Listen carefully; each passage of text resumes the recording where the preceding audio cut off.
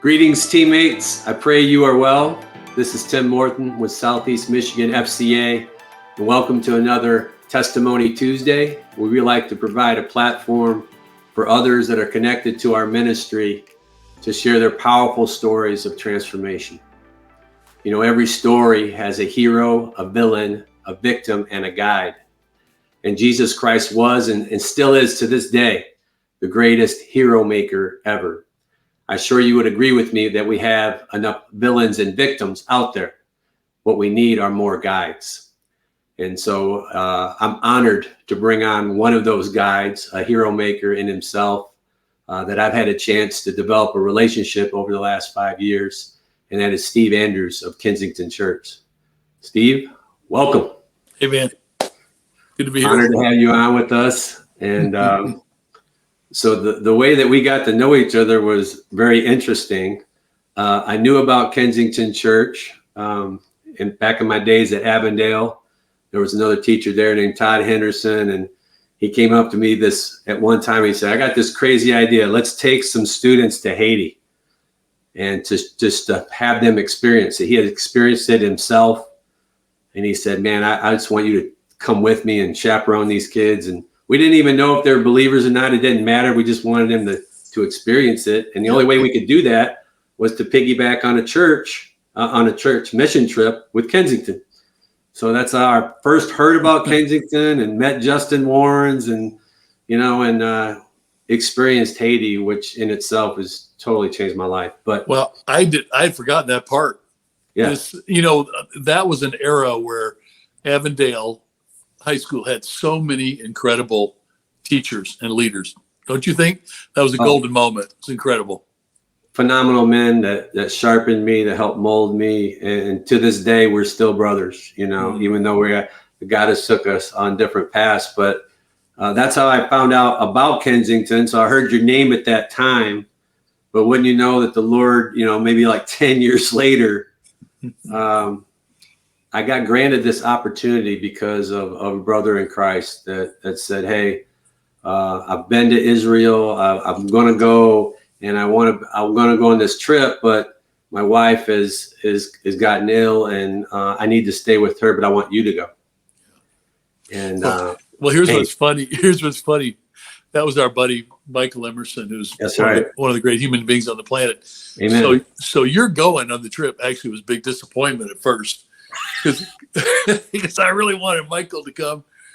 And of course, Kathy was going through rough stuff. She's obviously come out of that with flying colors, but you were such a fantastic influence among the 20 or 25 men on that trip. You were such an unbelievable blessing and picture of Christ. So that's where we became pretty good friends.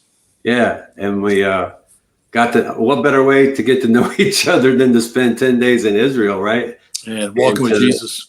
Oh my goodness. It was amazing. And found out we both have a passion for the game of basketball, which we continue to share. Yeah, it's been good.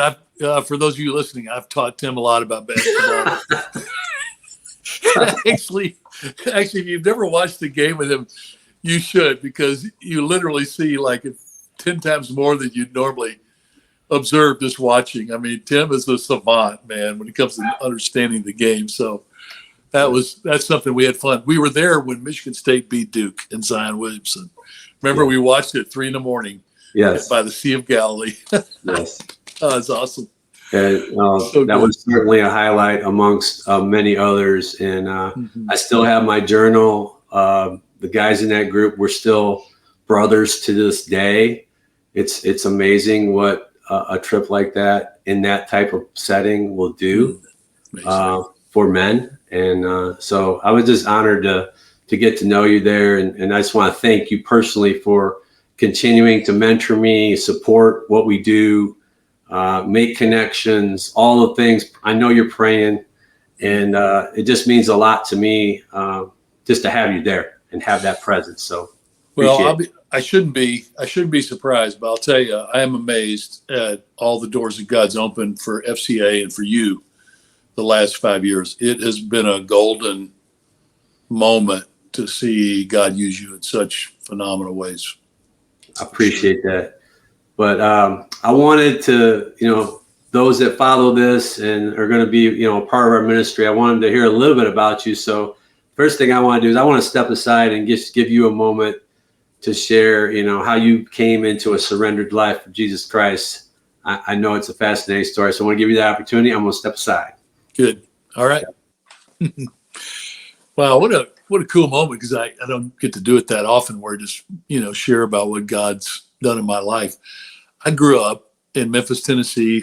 My dad was a surgeon. My mom was a full-time homemaker, but disciple of Jesus. She led a bunch of Bible studies. She and another woman actually started Bible study fellowship in Memphis, the Memphis chapter, and grew it to 2,000 women every Tuesday morning. It was amazing. My mom was a great Bible teacher. And but a lot of know that it doesn't matter who your parents are, you've got to make a personal decision to follow Jesus. And so I literally have three huge parts of my journey. The first one, I was 6 years old and absolutely terrified of the dark.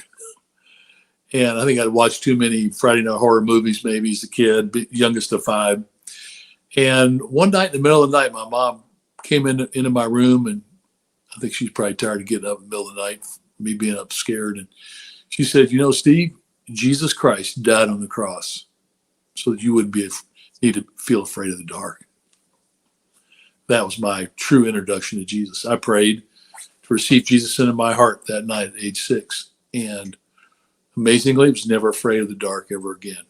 So that was an amazing moment. Second moment was my mom and dad took a call to be medical missionaries in Kenya when I was 12 years old. My sister and I went. Our older siblings were kind of grown and flew in the nest. And we landed in Nairobi, Kenya in September of 1968. And I bet I saw 1,000 beggars on the street with various forms of deformities and diseases. And I remember for the first time realizing that I was not born just for my own pleasure, but for something more, something God wanted to do in me. And it was that year where I really started to gather a vision for Jesus Christ doing something bigger in my life, but I didn't know what it was. But I did know I was frustrated with how the missionaries seemed to be pretty patronizing to the indigenous African people, and I felt like they weren't empowering them. This is something I felt at age 12. It's weird. And anyway, I came back to Memphis as an 8th grader and jumped back into my life. And actually, this is a basketball story. I made my 9th grade basketball team as an 8th grader. I was the only 8th grader on that team. And 3 nights before we were playing the district championship against Riverview, they were an inner city team. It was really, really good. And we didn't think we had a chance. We actually lost to them in triple overtime. We hit a bucket a half second too late, lost 93-92. That's another story that Tim would love. But about 3 days before that, I was at the library, supposed to be studying, and my buddies and I thought it'd be fun to throw smoke bombs in Memphis Public Library. And we got arrested, and it was like a 5-alarm fire at the library and a senior citizens residence. We threw some smoke bombs in there, so I had my first run-in with the law. And about 2 weeks later, there was a guy named Rob Saunders that was inviting junior high kids from my school to a Bible study, which I did not want to go, but my mother made me.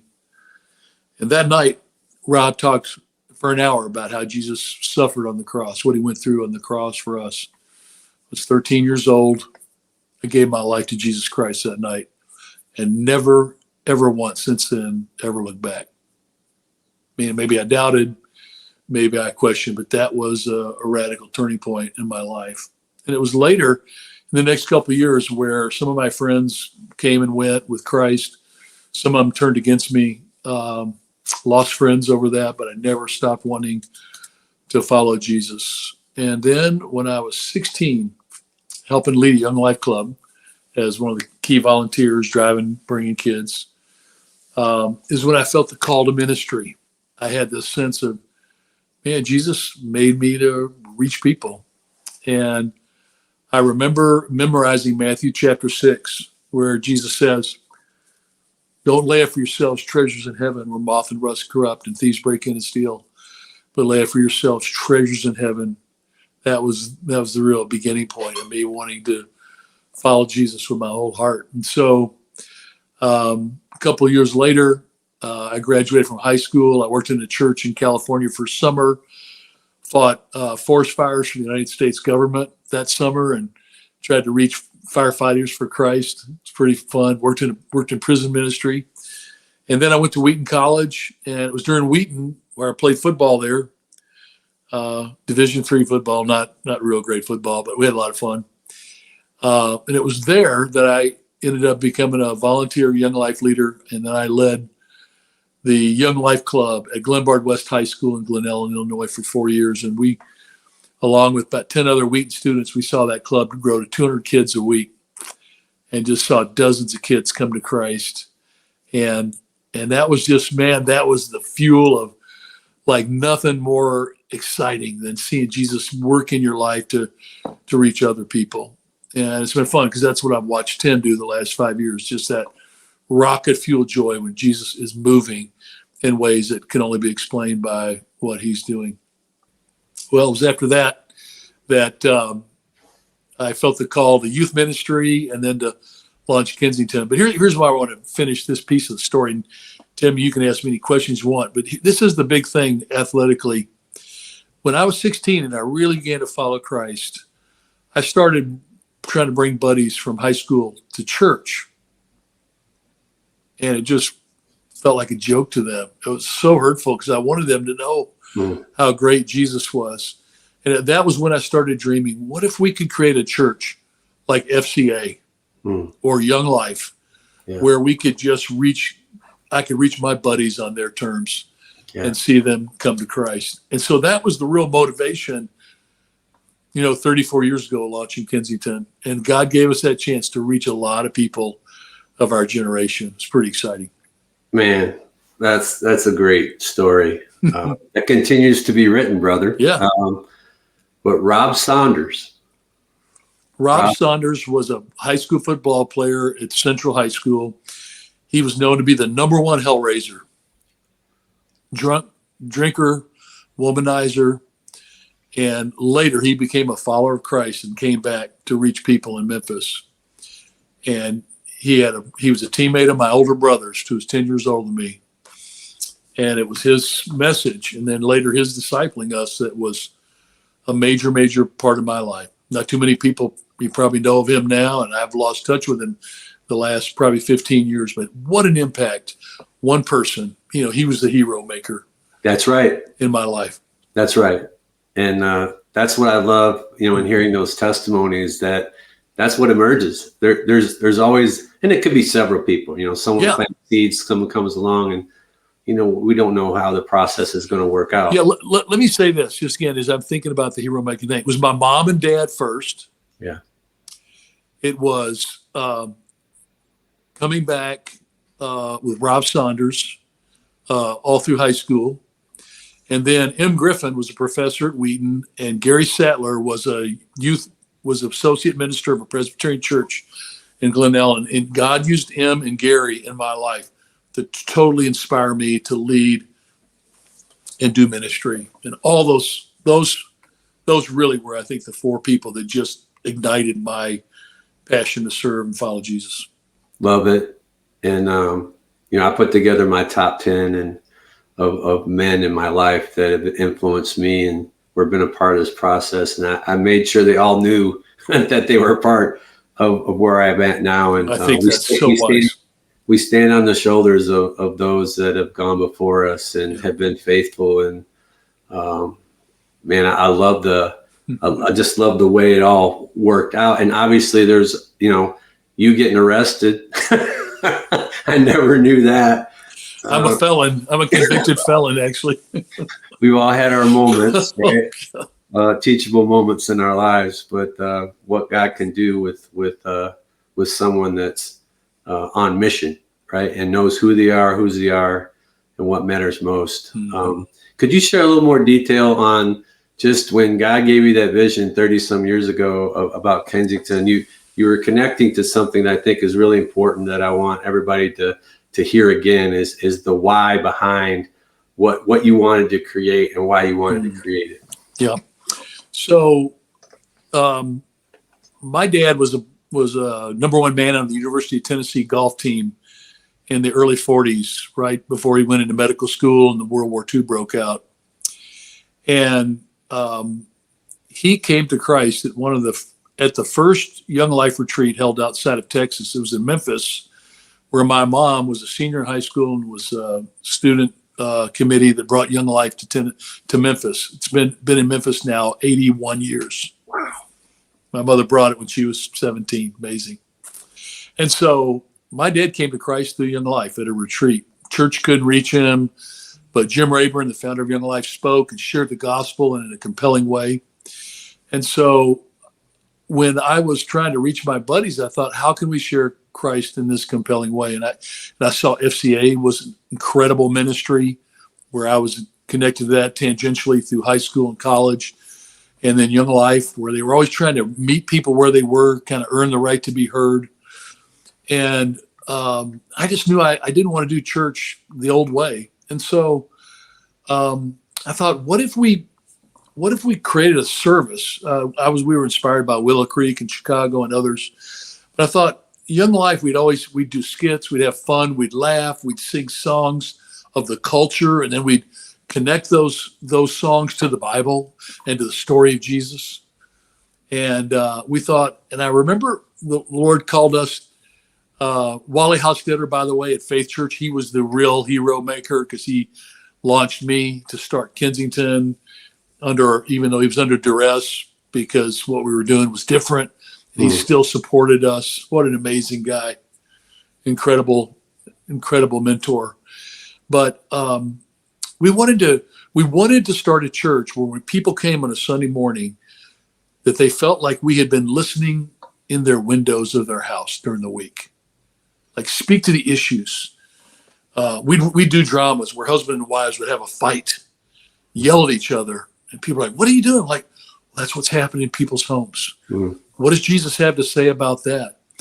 And so, as we tried to speak the language of our generation, and again, it's changed because the next generations didn't have necessarily the same compulsion that we did, but we started seeing people come to Christ. And I don't know if you know this, but God blessed us in so many ways. And over the last 34 years as a church, we've been blessed to be able to baptize over 15,000 people. Wow. Who profess first-time faith in Jesus Christ. And it was through great people, great men and women. I was often in the background, with other people leading out front and really doing a great job. But I wanted my high school buddies that I played football and basketball with, who thought church was a joke and that Jesus was a joke. Those were always the people I had in my mind as we were starting Kensington. Wow. You know, it'd been guys like you. Because I know when you played basketball, I bet you were a fireball. I bet the guys on the other team, hated your guts. Oh yeah. Because you would have been so fiery. You know, that would have been you. Yeah. And those were the people we dreamed of reaching. Yeah. Yeah. And it took me getting introduced to FCA because I thought if I pursued Jesus, I was going to lose my fire. I didn't want to lose my fire, but I wanted to have fire in the appropriate places. I call it misplaced passion. Right. I wanted my passion to be channeled properly. And man, when I found out you could do that through FCA, it was like, oh my gosh, I was like a kid in a candy store. I can do both. And man, it totally changed my life. And what's happening now is you get to watch inspired young people living out the call of Jesus Christ in the sports arena, inside the sports arena and outside of it. And man, I think the last year or two, hasn't it been cool to see so many men and women in this country in sports giving their testimony for Christ? Yeah. Really powerful testimonies. Yeah. And I think more and more, the reason I think that's happening is there are people behind the scenes that have been hero makers in their lives, that have challenged them and empowered them to say, hey, this is what the Lord has done in your life. It's a platform you're more than an athlete. You need to let them know what the source of that is. And I think people are being unashamed in how they express that now. And what it is, it just made it relevant. Now Jesus is more relevant than he ever has been, especially in sport and competition. There's all kinds of issues that impact that. It just creates so many talking points and opportunities to enter into. But we know the evil one is out there and wants us to be discouraged and distracted and deterred, from the overall mission. So that's when my competitive juices start coming back, and I know that the power of the Holy Spirit is far greater than any power that I have. And if I'm allowed to be used and for the indwelling Spirit to use me, that is real, that it's authentic, and it moves people. Right?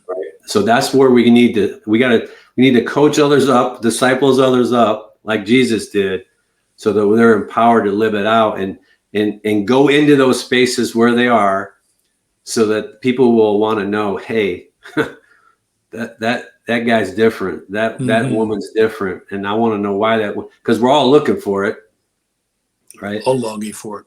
All longing for it. Awesome. As we come to a close, go ahead. Hey, let me say one more thing, just to let you go.